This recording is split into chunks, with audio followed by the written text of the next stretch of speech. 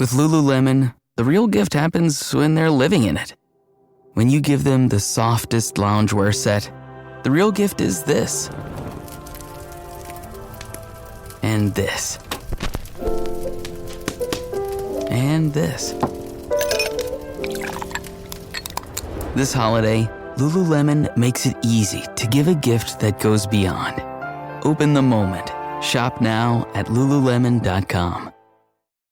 How would you like a 15% discount to my daily email, the stack of stuff, the show notes, discounts to the conference, all of that? All you need to do is text the word show to 33777. You'll get the annual subscription with a 15% discount to my daily email. You'll get the stack of stuff, the links to the show notes, discounts to the conference, and so much more. All you have to do is text the word show, S-H-O-W, to 33777. Text show to 33777.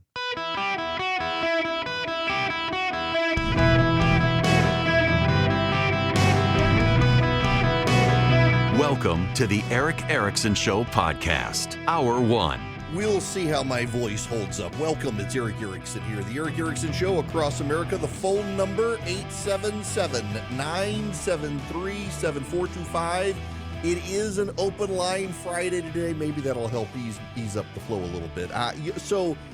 The sinus infection, it got the better of me on Wednesday. Every commercial break, I was just hacking up a lung, and it just wiped out my voice. I rested yesterday.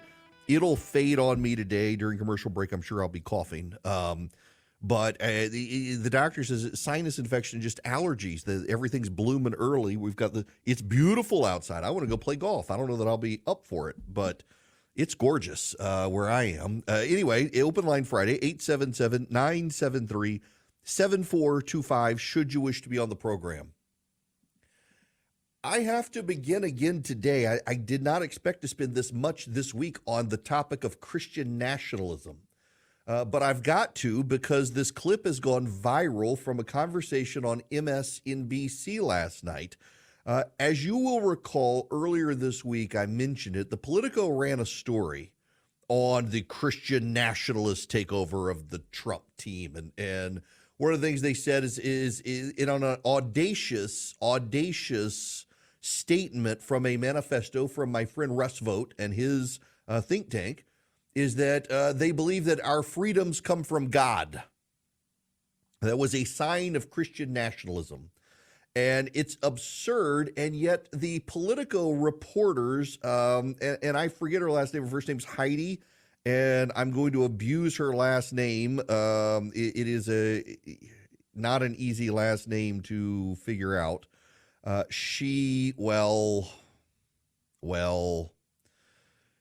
doubling down on this. Now, I got to play for you this clip. This is the reporter from MSNBC or a reporter from Politico on MSNBC. The one thing that unites all of them, because there's many different groups orbiting Trump, but the thing that unites them as Christian nationalists, not Christians, by the way, because Christian nationalist is very different, is that they believe that our rights as Americans, as all human beings, don't come from any earthly authority. They don't come from Congress. They don't come from the Supreme Court. They come from God.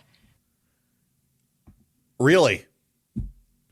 The thing that separates Christian nationalists, her words, the things that separate Christian nationalists from Christians is that these Christian nationalists believe that all Americans, all humans, that everyone, that their rights come from God. That's her statement. And the reporter is her name is Heidi. Is it Presbyla, some such? And I thought this clip went viral.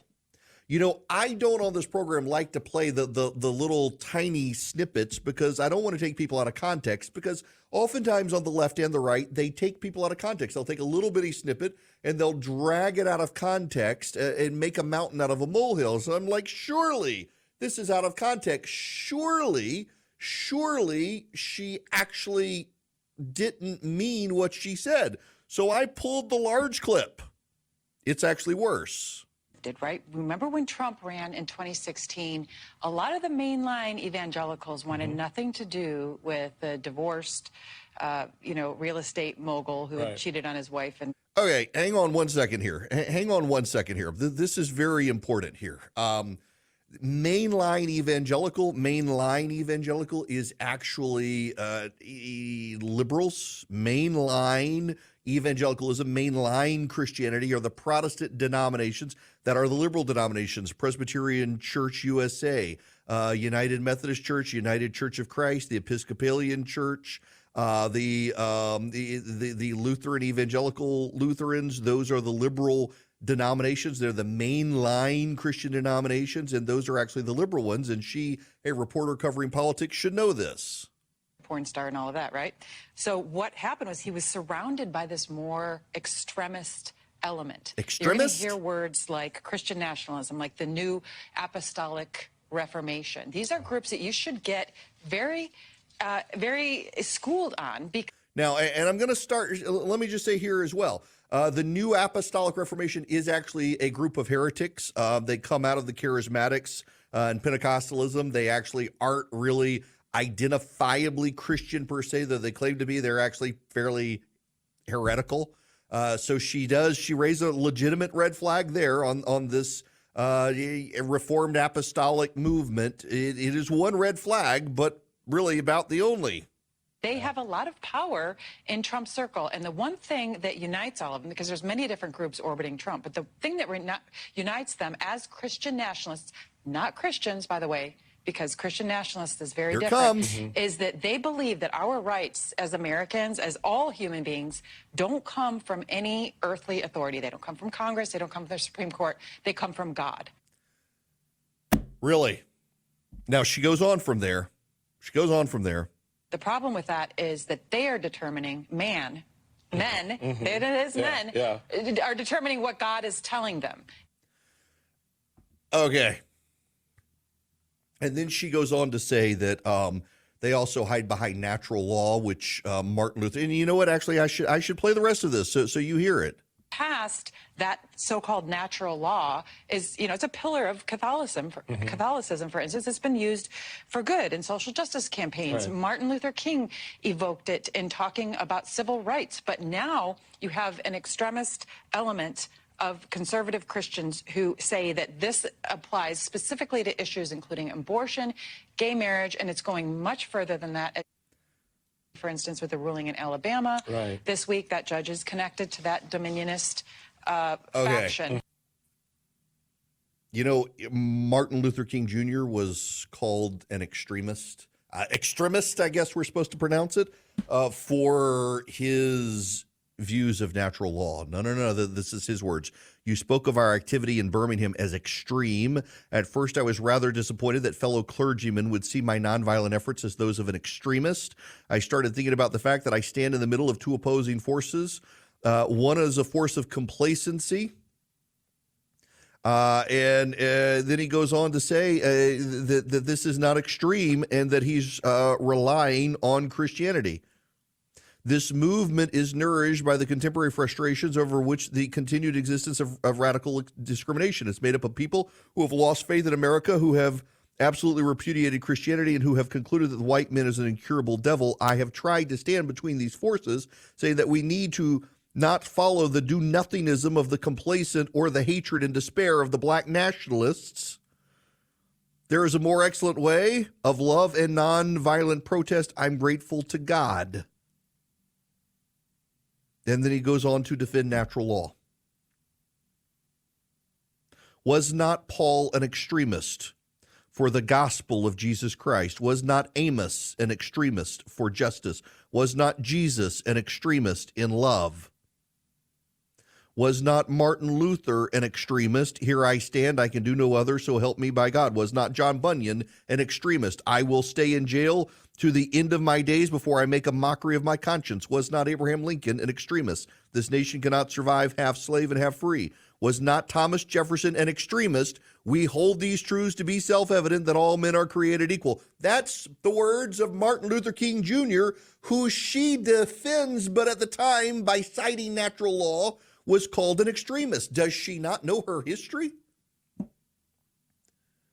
and also the Declaration of Independence of the United States. We hold these truths to be self-evident, that all men are created equal, that they are endowed by their Creator with certain unalienable rights, that among these are life, liberty, and the pursuit of happiness. Here comes some men led by Thomas Jefferson telling you what God says are our rights. This is absurd, and it's ignorance. It's absurd ignorance. Now, she's doubled down on this. This reporter, Heisby Presbyla, I think is how you pronounce her name. She's doubled down on this on social media, and she just actually makes it worse. She says, while there are different wings of Christian nationalism, you are bound by their belief that our rights come from God. There is literally not on planet Earth an Orthodox Christian tradition that says otherwise. Every Christian denomination and branch of Christendom, the Greek Orthodox, the Russian Orthodox, the Western Catholics, the Eastern Catholics, the Roman Catholics, the Southern Baptists, the Presbyterians, the Methodists, all of them agree our rights come from God. It's one of the things that have Christian denominations and branches of Christendom have in common. The resurrection, the virgin birth, and all our rights come from God. To lump this all in as Christian nationalism is to say that all of Christendom is Christian nationalism. And she goes on to say, if you're a Hindu, Jewish, etc., this might help you understand the next part of my point, which is that they are using this for a man-made policy agenda. Every Christian has used their faith to shape their policy agenda. There's never been a Christian elected who said, you know what, I separation of church and state, I can no longer use my values. Authentic Christians wish to advance Christendom and through government. And by the way, you should be thankful for them. Think of the things you got from Christendom. You know who were big Christian advocates of sound public policy? The abolitionists. Yes. William Wilberforce was driven by his faith to try to abolish slavery. It was a Christian movement. And now she wants to say, well, marriage? Yeah, you know, actually, Catholics and non-Catholic Christians for a long time have agreed that natural law says marriage is between a man and a woman. You see it reflected in nature. The male and females, you don't really see a lot of same-sex animal couples. It's reflected in natural law, God's design. This is what Paul writes about in Romans 1. The fact that a reporter for a mainstream publication would go on MSNBC and say this is absurd. One more time, just so you understand. The one thing that unites all of them, because there's many different groups orbiting Trump, but the thing that unites them as Christian nationalists, not Christians, by the way, because Christian nationalists is very different, is that they believe that our rights as Americans, as all human beings, don't come from any earthly authority. They don't come from Congress. They don't come from the Supreme Court. They come from God. Basic Christianity. You know where this comes from? She's a progressive who was at MSNBC and moved to Politico. It all comes from the French Revolution. The American Revolution was actually a very conservative revolution. The writers of the Declaration of Independence were pretty conservative guys. They thought they already had the rights, and that King George was denying them the rights they already had from God, and so they had a revolution. Louis XIV in France said, "L'État c'est moi," that is, I am the state, or the state, it's me, as a more literal interpretation. You fast forward from Louis XIV to the French Revolution, and the French revolutionaries began to say, "Nous sommes l'État," we are the state, we are the state, and they began to believe that they provided the rights. It was not from the king, it was not from God. God had let them down, God was dead, therefore they provided rights. And so the progressive tradition is this idea that the government gives you the rights. The government doesn't just secure the rights given to you by God, the government itself gives you the rights. It's a very progressive left-wing idea.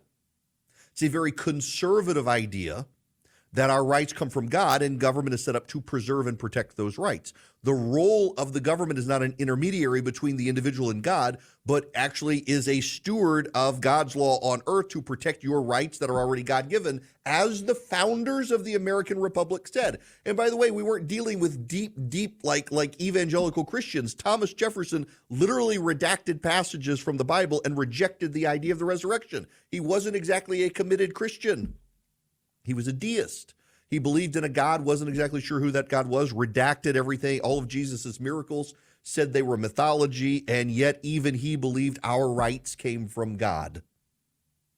The only people who don't are progressives in America today. And what's so wild here is that there actually is a concern to be had about this growing Christian nationalist movement in some corners of America, and yet the media doesn't even know how to deal with it because they're so hostile to people of faith and so ignorant about American history. They're actually the best weapon the Christian nationalists have. I'm James McComb, reporting live from home in my bathrobe and slippers. Tonight, we're talking Dunkin' Polar Peppermint Coffee. Gene's here with the latest. Gene, do you copy? The home with Dunkin' is where you want to be. Welcome. It is Eric Erickson here. The phone number 877-973-7425. An open line Friday here. Real quick, I need to speak to my Georgia audience because it's an issue they care passionately about. RFRA, the Religious Freedom Restoration Act. Nationally, you guys know 37 states have a Religious Freedom Restoration Act, including California, by the way. One of the few states, in fact, it's the only state in the South that does not have the RFRA law, federal RFRA on its books, is the state of Georgia. Because back in the 90s when it was passed, the Georgia Democrats said, well, we'll never need that here. There's no reason for us to do this. None of these things, the government will never impose itself on religious people in Georgia. Well, it's been happening, and it has made it to the floor of the state Senate in Georgia. But the problem in Georgia is that it's always the state house that kills it. It's the state Senate always passes it. The state house always kills it. So a fight will be had, and the media will come out apoplectically hostile to it. You're going to see it's going to become, if it makes it to the state house, it'll be the biggest fear scenario ever. Keep the pressure on your Republicans in the state legislature in Georgia to pass RFRA. Also, because I was gone yesterday, my buddy Jared Yamamoto, it was his birthday, and I was not here to tell him happy birthday. So somebody tell Jared I told him happy birthday. When we come back, I will take your phone calls, 877-973-7425. First, the White House, I noticed this yesterday. This is Jared Bernstein, the White House economic advisor. Listen to this. But when the president talks about how important it is for manufacturers of food, processed and non-processed, to pass along the kind of savings that they're seeing as inflation comes down to their customers, he really means it. This is very important. Their profit margins are still highly elevated. And, they're using a level of pricing power that, may have made sense to them at one point. But at this point, since they themselves are realizing savings as costs come down, they need to start passing those savings forward to consumers, and the president will continue to call them out if we don't see it. This is like economic nonsense, right? Economic nonsense. They raise their prices in anticipation of inflation, and then they stop raising them. They don't keep raising them as inflation goes up. So they'll hold their prices for a while as their profit margin goes down over time. Economic illiteracy for the White House, but what do you expect? I'll explain this more with your phone calls when we come back. One company that has been saving you a ton of money for 25 years is Stamps.com. They save me a lot on shipping costs. They can for you as well, up to 89% off UPS and post office shipping rates. You don't even have to go to the stores. You don't have to stand in line. You can get them to come pick it up from your home or office, your packages.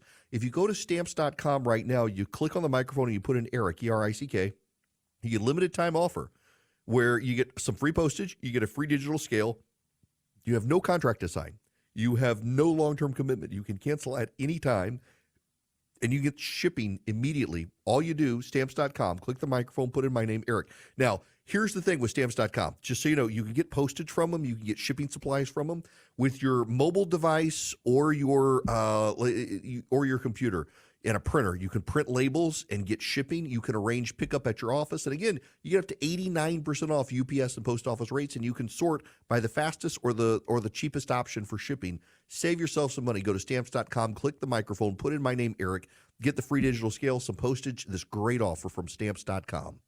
This episode is brought to you by Shopify. Forget the frustration of picking commerce platforms when you switch your business to Shopify, the global commerce platform that supercharges your selling wherever you sell. With Shopify, you'll harness the same intuitive features, trusted apps, and powerful analytics used by the world's leading brands. Sign up today for your $1 per month trial period at shopify.com/tech, all lowercase. That's shopify.com/tech. Welcome. It is Eric Erickson here across the nation. The phone number 877-973-7425. Should you wish to be on the program, it is an open line Friday. Now, importantly, this is actually rather important because we're selling them quicker than I expected. We have tickets for the gathering in August, and they're on sale now. It'll be in Atlanta, Georgia, August 8th through the 11th at the Grand Hyatt in Atlanta. We've got people from all over the country coming. I looked last night at registration. We're already at 20 states represented for people. A lot of talk radio shows. Those of you up in Connecticut, y'all be coming down. I saw several people from Connecticut coming. We've got Greg Gianforte from Montana coming, the governor there. We've invited Ron DeSantis to come back this year. He was there last year. Doug Ducey, former governor of Arizona, is coming. Brian Kemp, the governor of Georgia, doesn't know it yet, but he's coming again. Steve Daines, the chairman of the National Republican Senatorial Committee. We've invited Mike Johnson, the Speaker of the House, and others. If you want a ticket, you text ENGAGE, the word ENGAGE, E-N-G-A-G-E. Text the word ENGAGE to the number 33777, and I'll send you back the link so you can get the tickets. Now, to the phones we go. Bob, you're going to be the first caller today. Welcome. How are you? Good afternoon, Eric. It's always nice to talk with you. I hope you recover soon. Fully. Thank you very much. I was listening about our rights, and evidently this lady believes that someone else here on this planet gives us our rights. That makes them a dictator. Like Biden is saying he doesn't think we have freedom of speech, we don't have Second Amendment rights, etc. Our forefathers came to this country seeking religious freedom and the rights to express themselves and to protect themselves, as well as other rights that we've got. And secondly, I think Trump isn't affected at all by people around him. He's got his own agenda and makes his own decisions, unlike Biden, who's being maneuvered by those around him. Oh, definitely. Look, I mean, the man can't shuffle his feet forward without maneuvering. And you know, to your larger point, this reminds me, there's a great quote by Tim Keller, the theologian, and he calls it the great says who, that either our rights come from God or they don't. And if you believe that our rights don't come from God, well, then who do they come from? The great says who. Yeah. Yep. And so we get into this point where so who says we have this right? The majority. Okay. Well, the majority's changed now. Do we still have the right, as opposed to God Himself gives us these rights now? And again, this is one of the things you should keep in mind. You may not be a believer. You may not be a Christian. You may not know a Christian, but you should probably like the idea that these group of people who are highly influential in American society actually take seriously the idea that God Himself gives us our rights, because otherwise you're in a world of hurt when it comes time for who decides who gets the rights, who decides who's in charge, who decides what the rights of people actually are. It's such a great line from Keller, the great says who. If you decide that murder is okay, and someone says, well, you can't murder, who says I can't murder? How is it against anyone else's rights? It's an infraction of my rights. I want to go murder this person. Well, God Himself says don't take the life of another. The majority could turn on a dime. It's remarkable.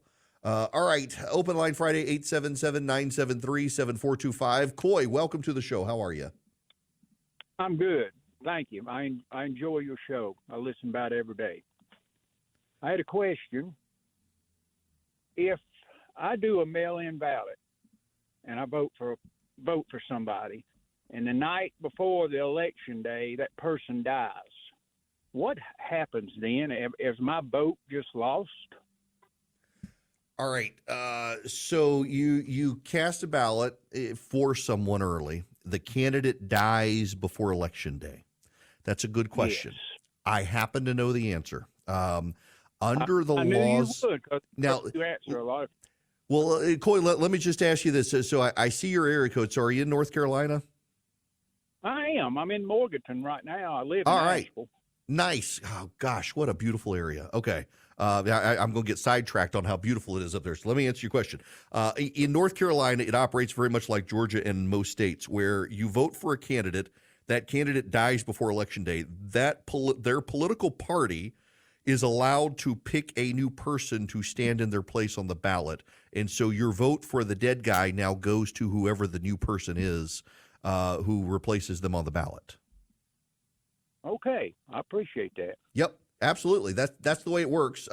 Now the flip side of this is you cast your ballot early and then you're dead before Election Day.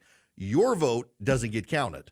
But if you vote for a dead guy, and a great example of this is Missouri. John Ashcroft was running for the U.S. Senate in 2000 against Mel Carnahan, the then governor of Missouri. He was killed in a plane crash while campaigning. The final weeks of the election, they put his wife, Jean Carnahan, on the ballot in his place. All the votes that had been cast for him early by absentee went to her. Most states have that. I think there's one or two that used to not, but now because of the presidential races and the like being nationalized, most states generally do that. All right. I'm going to switch gears because I can't actually wait to get to this story, and I'm not going to record it because I don't want Philip to push out the story because I've got a great way to talk about the story, and I get to embarrass my father-in-law a little bit, although he's not going to be embarrassed by this. He claims he doesn't remember this and that I should be the one embarrassed by it. Okay. Excuse me. When I was dating my wife, I need y'all to understand that my father-in-law is an imposing figure. He is a wonderful, wonderful man. Love him to death. I am very blessed. I genuinely love to spend time with my in-laws. In fact, we're going to the beach for spring break, taking my in-laws with us. I love my in-laws. They are just, I have been so blessed to marry into my wife's family. But when I was dating my wife, my father-in-law is an engine nerd from Georgia Tech. And he has this shop in his basement, and everything is hung up just so, y'all know the types. Everything's hung up just so he's got a part for everything. He's got a tool for everything. It's just, I am not like that. He's organized and well, he tells me he needs me to come to his basement wood shop with him, and he turns on the lights, and there are the saws and the axes, and there are the screwdrivers, there are the hammers, there are the nails, and he looks at me and he says, "It's all about the sex, isn't it?" Y'all, I was 21 years old, and I had no idea. No, I was 25. I had no idea what to say. And I looked at him and dead seriously said, "Mr. Arnold, I don't know what you're talking about." He says, "It's about the sex." I said, "Sir," he says, you're not a dumb boy. You're in law school. You know, and I know it's about the sex. I can feel my heart racing. Feel my face getting a little flush. I feel my face. I'm 48 years old now, and I still feel my heart racing and getting my face flushed just thinking about this. Startled, honestly, I have no idea what you're talking about. And he holds this bag out to me. He says, "It's about the sex. The Japanese beetles, they smell the pheromones and they fly into the trap and they die. We got to go hang these Japanese beetle traps out outside." Like, oh my gosh. Oh, that is a perfect segue.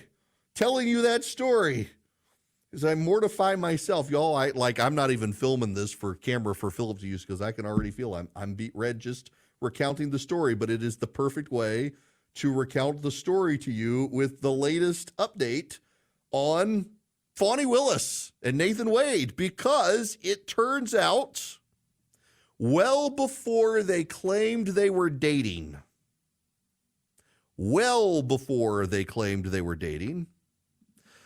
Nathan Wade's cell phone via cell towers tracked him going to where she lived, her neighborhood, late at night. My buddy Phil Holloway has this up. Cell data seems to contradict Wade's testimony in which he said he visited Willis at her condo in Hapeville no more than 10 times before he was hired in November 2021. In fact, the cell data appears to show that he was showing up in her neighborhood around midnight. No. On September 11th, 2021. Mr. Wade's phone left the Doraville area and arrived within the geofenced located at the address of the district attorney at 10:45 p.m. and did not leave until 3:28 a.m., at which time the phone traveled directly to towers located in East Cobb, consistent with his routine pinging at his residence in that area. The phone arrives in East Cobb at approximately 4:05 a.m., and records demonstrate he sent a text at 4:20 a.m. to Ms. Willis. So it's like the Japanese beetles, isn't it? Smell the pheromones and you fly into the trap because you think you're going to have sex. This is from a court filing now, and an affidavit from Charles Middlestat. Charles Middlestat is 59 years old, a criminal defense investigator working in support of the defense of Donald Trump in conjunction with counsel on record for Michael Roman. On or about February 9th, 2024, I personally served a request for records upon AT&T's Subpoena Compliance Center. The requested documents included voice call, text history, as well as specialized location data for the phone number of Nathan Wade, which I will not give you over air. Let me read to you this. This is from a special investigator who is familiar with analyzing phone records and cell phone data. And this is what he provides in an affidavit to the court. The conservative analysis using the above reference modality revealed a minimum of 35 occasions when Mr. Wade's phone connected for an extended period of time to either one of the towers in closest proximity to Fawny Willis's address based upon associated data use, voice calls, or text messages. The data reveals he is stationary and not transit. A deeper analysis of the data would reveal additional details, such as where his travel began or ended. For purposes of my analysis, I determined that his residence is located in East Cobb and was able to review the records, which demonstrate his phone pinging off the associated towers near his residence for consistent periods.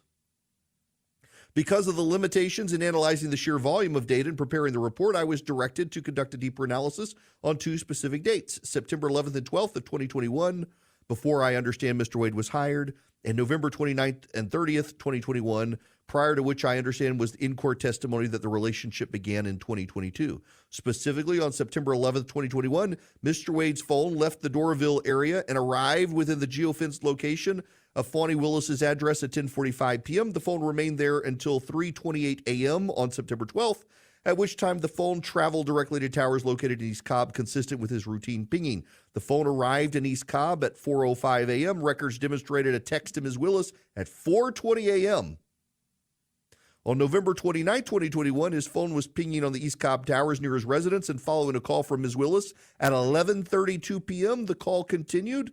His phone left East Cobb just after midnight and arrived within the area of her address at 12:43 a.m., and the phone remained there until 4:55 a.m.